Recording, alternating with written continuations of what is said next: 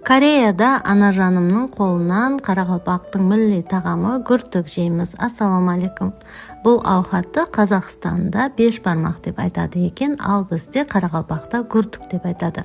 Көпшіліктен сұрау келеді, анаңыз қалай Кореяда жасап атырды, қандай визаменен барды, қалайынша шақыртып алдыңыз деген сұраулар менен. Әттегі мамаңыз договор түзіп келді ме деген сұраулар да болды.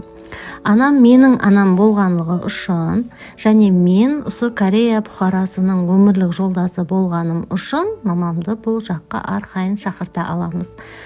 Тем более менің кішкентай еле жетіге шықпаған балам бар. Сол балама қарасады деген виза береді Кореяның үкіметі.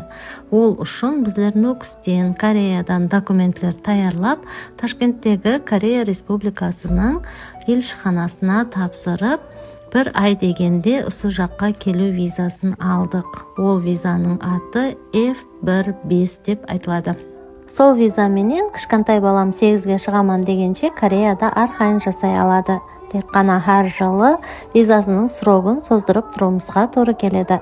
Және сол бір жылдың ішінде Өзбекстанға қалеген уақытында қайтып және Кореяға кіріп жүре бере алады. Осының менен бүгінгі видео тамам. Кейінгі видеоларда көріскенше пока.